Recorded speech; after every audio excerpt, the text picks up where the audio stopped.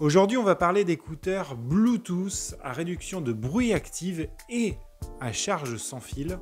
Ce sont les Baseus Simu S1 Pro. Donc ce sont des écouteurs Bluetooth qui se veulent haut de gamme et qui ne valent qu'environ 40 €. Donc dans cette vidéo, le but ça va être de savoir si ça vaut le coup ou pas d'acheter de tels écouteurs à un prix pas très élevé pour toutes leurs promesses. Mais avant toute chose, je vous souhaite la bienvenue sur Vintech. Ici, on teste des objets domotiques et high-tech accessibles ou alors à très bon rapport qualité-prix. Donc si cette thématique vous intéresse, n'hésitez pas à vous abonner à la chaîne et activer la petite cloche de notification pour être au courant de toutes les nouvelles vidéos que je sors. J'en sors 2 par semaine. Au sommaire de cette vidéo, on va d'abord ouvrir la boîte de l'appareil, on va aller assez vite, mais je tiens à vous la montrer parce que ça fait plutôt quali quand on ouvre. Après, on va faire un tour des spécificités techniques de ces écouteurs. On va tester le son, la réduction de bruit, on va regarder s'il y a un délai de latence ou pas, et puis à la fin, je vous donnerai mon avis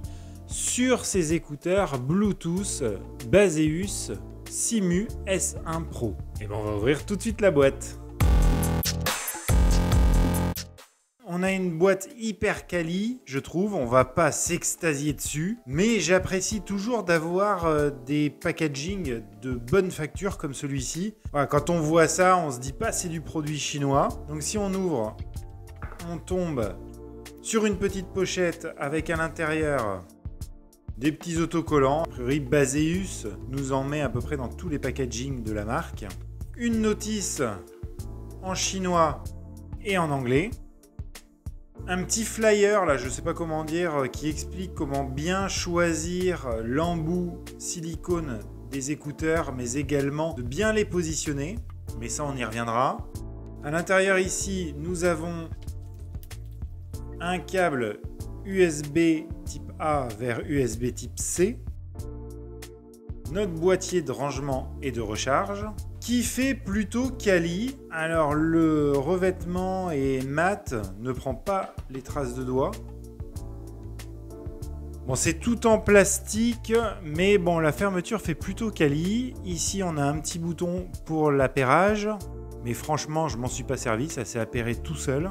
Et nos 2 écouteurs, avec leur petit embout silicone, leur petit micro pour le mode transparence, un micro en dessous pour passer des appels et le tactile qui est sur le côté ici. Donc en fait, pour utiliser le tactile, en fait, il faut pincer la base de l'écouteur, ce qui est un peu particulier. On a souvent tendance à utiliser le côté, mais c'est plutôt pratique à l'usage parce que quand on veut les remettre, on n'appuie pas sur le bouton, donc ça c'est plutôt sympa. Nous avons également les différents embouts silicone de différentes tailles. Et ma foi, c'est tout ce que nous avons. Au niveau de la réduction de bruit active, ils nous disent qu'il peut réduire jusqu'à 95% des bruits environnants, qu'il est équipé du mode transparence qui va vous permettre de tenir une conversation avec quelqu'un tout en écoutant votre musique, enfin en tout cas d'entendre les bruits environnants. Il est équipé du Bluetooth 5.2, ce qui va vous permettre de réduire à mort le délai de latence que vous pouvez avoir quand vous regardez une vidéo, par exemple une vidéo de YouTube. Des fois, on a un délai de latence avec le Bluetooth entre les mouvements de la bouche et le son. Là, il est réduit au minimum, mais on va le tester tout à l'heure. Ils sont équipés d'une antenne LDS qui a une portée de 15 mètres, je l'ai testé. C'est vrai qu'ils ont une super portée et ces antennes-là réduisent un maximum les interférences que vous pouvez avoir sur vos écouteurs. Au niveau des codecs Bluetooth, c'est quand même hyper important. Ils utilisent 2 codecs. Le codec SBC, bon ça c'est la norme, hein.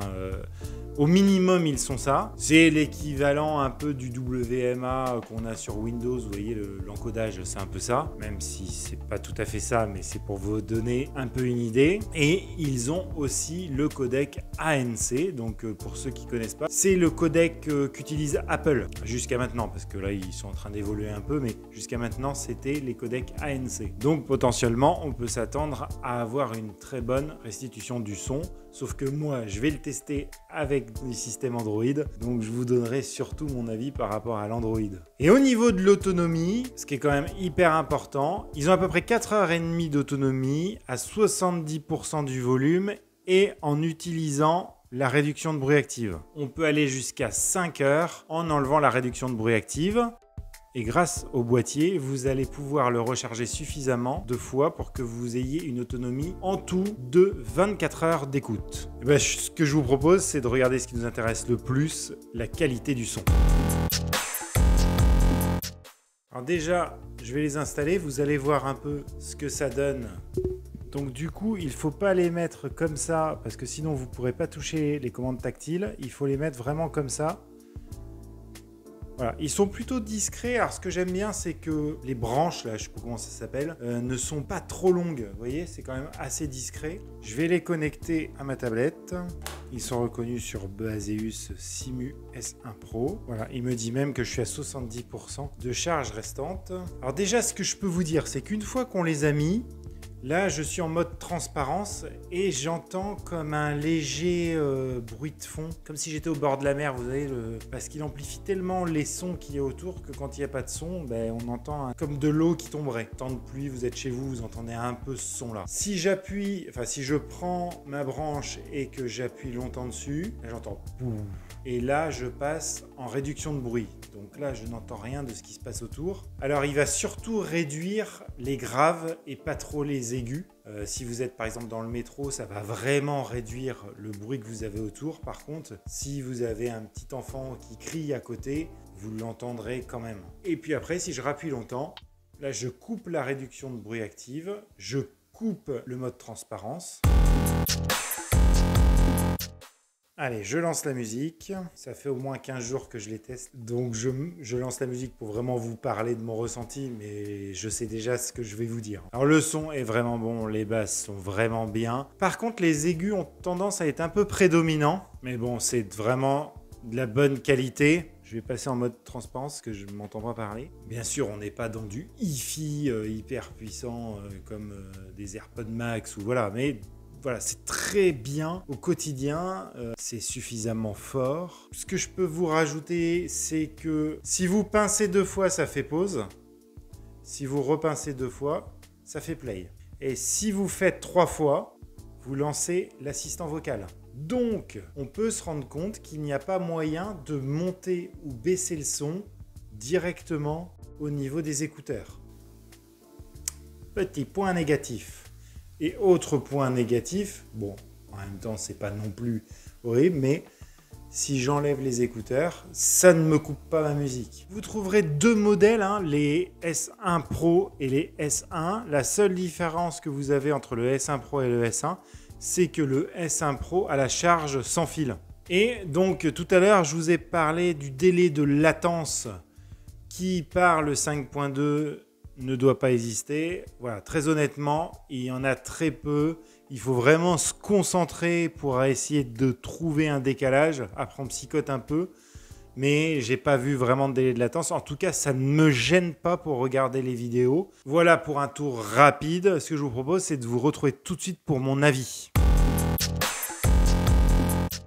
Alors mon avis au niveau de ces écouteurs Bluetooth de la marque Baseus Simu S1 Pro, c'est que vraiment ils sont très confortables, ils tiennent très bien en place, j'ai été faire du footing avec, j'ai pas eu besoin de les remettre. Par contre dans l'utilisation quotidienne, c'est quand même un peu chiant d'être obligé de les pincer là. On aimerait bien pouvoir faire ça et tac faire quelque chose quoi. Non là on est obligé de... C'est sur le côté, bon c'est un peu particulier. Au niveau du son, franchement, je suis conquis. Moi, c'est exactement le son que j'aime. Après, on a tous un peu notre spectre audio préféré. Ce que je regrette aussi, je vous en ai déjà parlé, c'est que à partir du moment où je les enlève, que ça ne coupe pas la musique. Et je regrette vraiment à l'usage de ne pas avoir un bouton pour monter ou baisser le son. Quand on court, franchement, c'est un peu chiant parce que y a des endroits où on veut un peu baisser le son. Mais là, on peut pas. Au niveau des appels aussi, c'est vraiment pas mal. On entend très bien la personne. Par contre, les personnes à qui on parle ont tendance à avoir un petit écho. Si je viens sur la réduction de bruit active, je vous en ai parlé pendant mon test, mais ça va vraiment marcher sur les sons graves. Ça ne marche pas du tout sur les aigus, mais comme beaucoup de réductions de bruit active.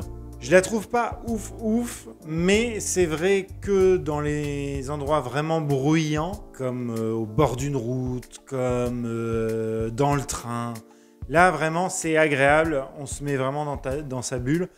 C'est sur ces sons-là qu'il va y avoir vraiment une réduction de bruit. Et puis le mode transparence qui est vraiment top cool. Mais par contre, c'est vrai qu'il a tendance à amplifier des sons qu'on n'a pas forcément envie d'entendre. Je vous dis, le fait de les mettre et qu'on a un peu cette sensation de pluie, là, je sais pas comment expliquer ça. Bon, c'est un peu dommage. Bon, dès que vous avez la musique, vous entendez plus ça, mais ça fait un peu particulier. Donc vraiment, mon avis, 40 € pour tout ce qu'ils font, pour la qualité des matériaux, pour la qualité du son, pour la réduction de bruit actif, même si, franchement, on va se le dire, ça devient la norme hein, sur tous les écouteurs. Voilà, c'est vraiment particulier de tester des écouteurs. On ne peut pas vous faire écouter. Voilà, bon. J'espère que mes explications ont été claires. Je vous remercie d'avoir regardé la vidéo jusqu'au bout. Si la vidéo vous a plu, n'hésitez pas à mettre un petit pouce bleu, ça m'aide beaucoup. Et je vous dis à très bientôt sur Vintech pour des nouveaux tests domotique et tech.